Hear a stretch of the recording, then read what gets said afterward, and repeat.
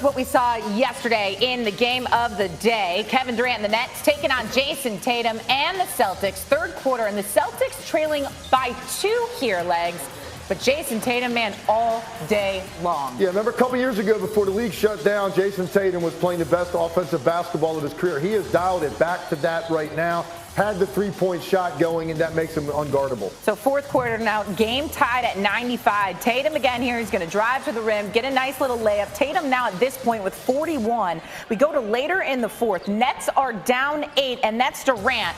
A couple mid-range jumpers there were good for him. Good luck trying to stop that. Kevin Durant, no player in the history of this league has had this combination of length, handle, and shooting ability. Kevin Durant and Tatum really going back and forth at each other. And this is where Tatum's gotten better. His ability to have a counter move to anything, splits the trap, and then finishes with contact at the rim. Okay, so here we go. Just under 2 minutes left. Nets down 3. Kyrie Irving now. Nice pump, hits the mid-range fadeaway. Irving would finish with 19 points, but it was not enough. Next Celtics possession, a minute 30 remaining. Celtics leading by 1. You know who that is, more Jayson Tatum. He would finish with 54 points, ties Larry Bird for the most 50-point games in Celtics history, and they get the W. It's easy to be concerned. It's easy to be worried and pissed off and mad. It's easy to do that. We could point fingers and, blame our season on other things, but let's just go play. We got another game. We got 17 more, and let's see what happens.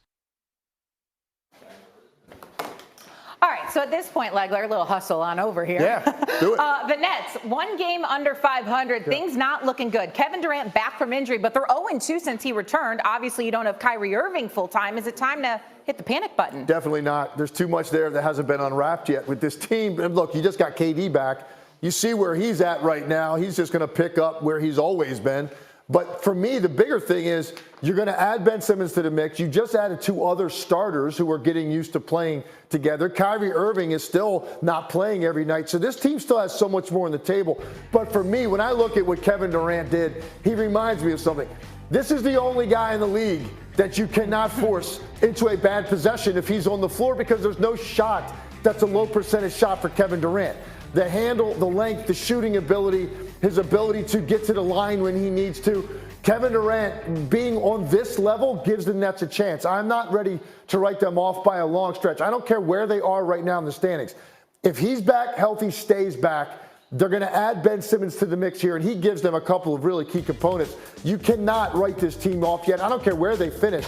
They're absolutely still in the mix as a team that could come out of the East. Okay, but you mentioned Ben Simmons. The problem is, according to Woj, he told us yesterday, we don't know when Ben Simmons is going to be back. We thought maybe it would be by Thursday so he could face his former team in the 76ers. Woj tells us no shot, not happening. So what can we expect from Ben Simmons eventually when we do see him on the court? I knew we weren't going to see Ben Simmons in Philadelphia. I don't care how he's feeling physically or mentally. I knew that was not happening. I'm not even sure he's going to want to see them in the playoffs in that building. But listen, here's the thing. At some point, I know he's under an awful lot of pressure, and he's brought it upon himself. But here's what he will bring immediately. He's going to bring pace to their offense, which they need. But more importantly, he brings the length in a defender that you need against guys like Jayson Tatum. Look at who was guarding Tatum yesterday. These guys are good defenders, particularly Bruce Brown, but he's my size. Seth Curry is my size. Jayson Tatum is too long to be guarded by guys in that category physically. You added Ben Simmons to the mix. He guards a Tatum. He guards a Jimmy Butler. He guards a James Harden, a Chris Middleton, a Giannis. You bring in a 6'10 defender that's one of the best in the league, he immediately makes you better. And you don't need to run plays for Ben Simmons. You've got to incorporate him with guys, but his impact will be felt immediately whenever he hits the court. That's another reason why I think the Nets are very much in this. Okay, I don't mean to bring up old stuff, Tim Legler, but wasn't it you that said he absolutely has to play on Thursday against the 76ers, that he is necessary for the operation? And now, how are they going to establish any chemistry with only 17 games left on the season? Well, listen, here's what I said. I said it's amazing how far the analytics have come, because now they can tell you to the minute when you're going to be ready to play. And I said he's going to be ready to play at 10:15 p.m. on March 10th. Right after that game ends, Ben Simmons is going to be physically ready to play again. I see. Okay? That's what I'm saying. Now, listen, if they need in the playoffs, he's not going to have a choice. At some point, you got to get it over with, and you got to step in that building in Wells Fargo. I've lived in that area a long time. They are waiting for the moment for Ben Simmons to arrive, but it's not going to be on March 10th, and I never considered for a second that we were going to see him that night. 10-15 was the key note there. All right, Exactly. Tim Legler, thank you. We'll see you a little bit later on. Let's turn now back to the NFL. We are awaiting the decision of one Aaron Rodgers. The Packers, 1 day away from the NFL franchise tag deadline, and must also decide on the future of their star wide receiver. Maybe you know who he is. His name is Davante Adams, but perhaps you're asking yourself, well, where is Aaron Rodgers? Let me tell you where he is. Somewhere near Santa Barbara, officiating the wedding of Packers offensive lineman David Bakhtiari. Matt LaFleur reportedly also in attendance. These are the priorities of one Aaron Rodgers while we're all sitting here on the edge of our seat wondering, is he going to stay in Green Bay or is he going to be on the move to somewhere else? Here we are back talking about the NFL. And so Jeremy Fowler, I know you were at the Combine all weekend, but perhaps you could shed some light on when Aaron Rodgers is going to make a decision. Yeah, well, Davante Adams needs to be franchise tagged in the next 36 hours. So the expectation is Rodgers will hopefully give some clarity during that window so the Packers can do some of their official business. But here's the thing. I've been asking around on this a bunch. I was told the Packers have made a significant long-term contract offer for Rodgers. They are all in on keeping him. Some other teams are as well. Denver is believed to be all in, willing to do whatever it takes, compensation-wise, contract-wise, to try to figure this out and get Rodgers in that uniform. But here's the thing. The Packers don't want to trade Aaron Rodgers. I talked to a source who said he might have to retire if he wants to be out of a Green Bay uniform because of all that we're going to require to get him. We're talking premium draft picks, potentially young players on rookie contracts that are really good. So that could cripple the team trying to acquire him. Okay, so you're telling me we might have a decision in the next 36 hours. What on earth are we going to talk about if we have a decision in the next 36 hours? Okay, Dan, let's go to you here. Does it feel selfish at all, though, for how long this has taken? Remember, Rodgers promised us this wouldn't be long and drawn out, and it feels like it is. No, it's been 43 days since they lost at home to the San Francisco 49ers. Yeah. It's been 43 days. There is a reason why the teams in the NFL calendar is set up that after the season, it goes a little bit quiet because everybody exhausts themselves for 6 months to try and go achieve the ultimate goal of a championship. This isn't selfish. Aaron Rodgers has earned the right to sit there after this season and to take some time to make the decision that he wants to make. It is not his job to do the organization's job. It's the organization to plan for the future and to plan multiple options given what his multiple choices could be.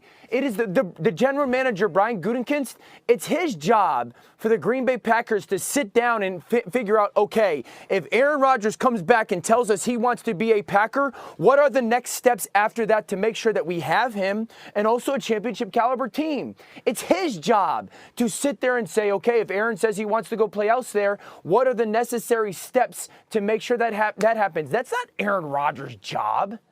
Interesting. So it sounds like you disagree with our one Mike Tannenbaum, huh? Oh, snap. Surprise. Look at that and smile. Look who that is right there. That would be one Mike Tannenbaum. You could go ahead. Go off, Mike T. Come on, big fella. He didn't need 43 days. He only needed 43 minutes. This is the textbook definition of being selfish, and here's why. His actions are impacting others. Specifically, does Davante Adams get a long-term deal? Is Preston Smith there? Is Billy Turner there? Is Zadarius Smith there? In a salary cap system, when one person is going to take so much of the pie, which Dominic Foxworth did a great job negotiating when he was part of the NFLPA, by definition, his actions impact others. Brian Gutekunst has done a great job being prepared, but he needs to know, is he going down one road or the other? Remember, Drew Brees, the last 4 years with the Saints, they had the best record in the NFL because they pushed cap charges out. If Aaron Rodgers is not there, they're going to cut Preston Smith, they're going to cut Zadarius Smith, and they're going to start over. He's a great player. He deserves every dollar he wants. But in this case, he is 1,000% selfish. Let's be really clear about that because he's taking money out of his teammates' hands. I just came back from Indianapolis. Stop it.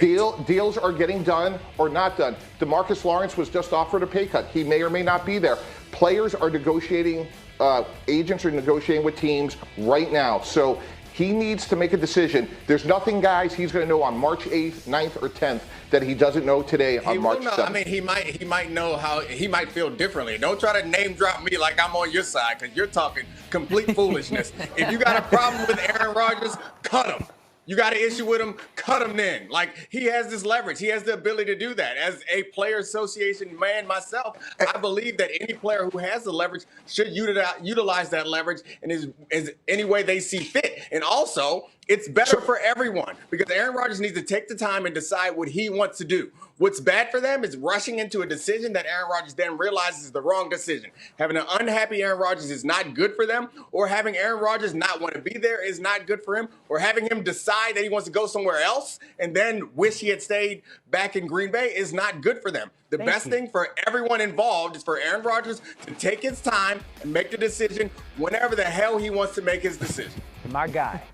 So wait. There's a big difference between getting exactly as much money as you want, which he can make $50, $60 million. I agree with that. But this is the textbook definition of being selfish, because by him taking time, it's impacting other Stop players' being decisions. a lazy general manager. Do your job. I'm not being a GM. lazy general manager.